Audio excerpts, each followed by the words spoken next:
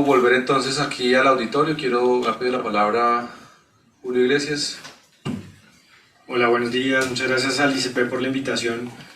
Primero quiero comenzar manifestando mi sorpresa que se hable de solidaridad como el propósito de esta reforma. Pues una reforma que no aumenta la cobertura o la aumenta de manera muy marginal, que agrava la regresividad del sistema pensional, golpea a los trabajadores de menores ingresos y a los que padecen la informalidad, sometiéndolos a, digamos, donar dinero al Estado durante décadas y no recibir rendimientos reales o recibir unos rendimientos reales marginales. Y lo más grave, que agrava el problema de sostenibilidad financiera, que eso traducido significa que le estamos pasando la cuenta del sistema pensional a los jóvenes, incluso a las personas, a los colombianos que no han nacido. Me gustaría reflexionar primero dedicar la intervención a reflexionar sobre si es posible mejorar el sistema pensional marchitando el sistema de ahorro individual y fortaleciendo Colpensiones, porque de alguna manera esa es la lógica, ese es el dogma que nos propone esta reforma pensional, es marchitemos el ahorro individual en favor de Colpensiones. Y todos hemos jugado esa regla de juego, muchos han jugado esa regla de juego. Yo creo que ese dogma impide mejorar el sistema pensional. Y lo digo por varias razones. Una de ellas, si ustedes ven el ranking de Mercer de los sistemas pensionales del mundo, que es el ranking de cuáles son los mejores sistemas en el mundo pensionales, en ese ranking muy reputado aparecen 3 países que son Islandia, Dinamarca y Países Bajos, Holanda, en los primeros 3 lugares. Si ustedes se van a ver cuáles son los países de la OCDE que más ahorro tienen como porcentaje del PIB, más ahorro pensional como porcentaje del PIB, van a encontrar a Islandia, a Dinamarca y a Holanda como los países que más ahorro pensional, con ahorros pensionales que son del 200% del Producto Interno Bruto. En Colombia tenemos 30%. En Holanda, que es supuestamente uno de los países modelos con los cuales se ha construido esta reforma, el ahorro pensional como porcentaje del PIB es del 213%, lo han duplicado en 20 años, y aquí la propuesta del gobierno es menos ahorro pensional. Entonces es un tema primero de mejores prácticas, de los países del mundo que más avanzados están en la sostenibilidad, en la justicia, de sus sistemas pensionales, son los que más ahorro tienen. Por lo tanto, andar el camino contrario, que es lo que propone esta reforma, que es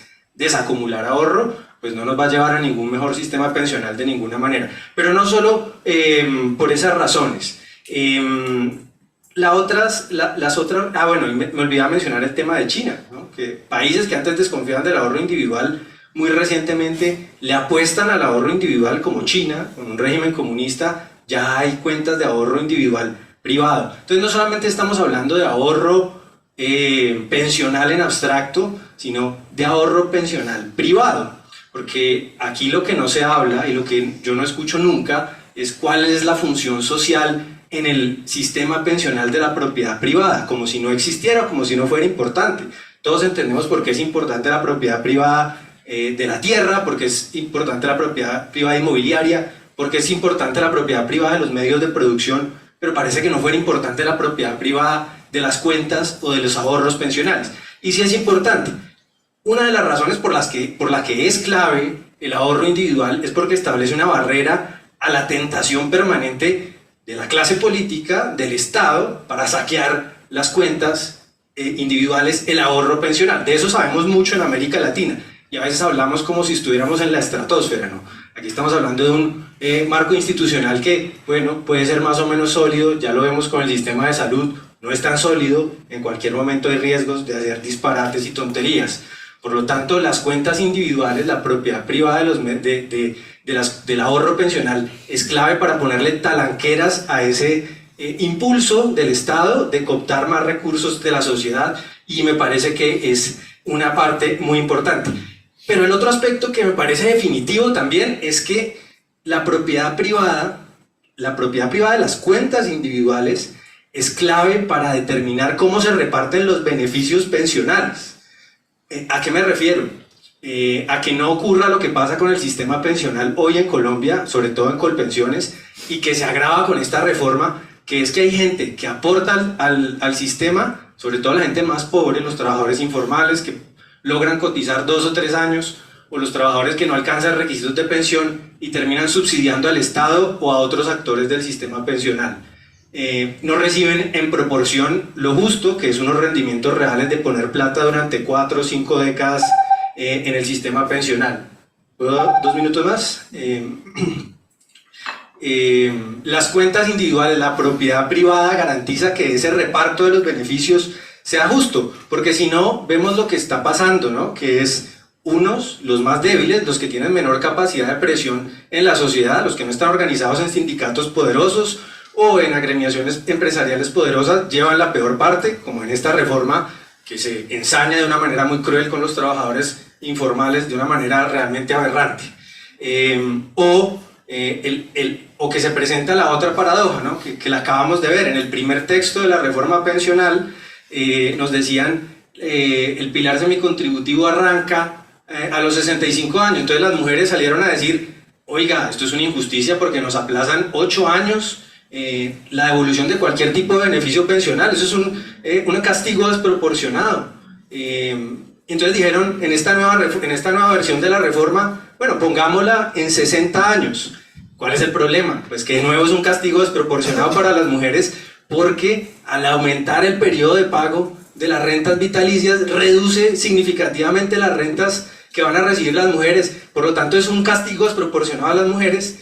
Entonces es la cuadratura del círculo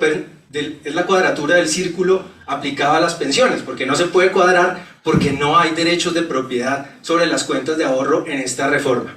En fin, yo creo que hay que defender no solamente el ahorro, sino que hay que defender el ahorro individual. Por otra razón adicional que me faltaba mencionar y que me parece clave, es el artículo 24 de la reforma. Propone un supuesto fondo de ahorro estatal, donde no hay cuentas individuales, donde el dueño de los fondos pues va a ser el Estado, el gobierno. El presidente lo dijo la semana pasada en Sevilla. Estos recursos ya no son de los cotizantes, sino del gobierno, es preciso lo que dice el presidente. Y en ese sentido, pues no vamos a tener esas talanqueras, y sobre todo vamos a perder la responsabilidad fiduciaria de esos recursos, pues va a pasar de estar en cabeza o a favor de los afiliados, que hoy está a favor de los afiliados y está en un fondo de pensiones.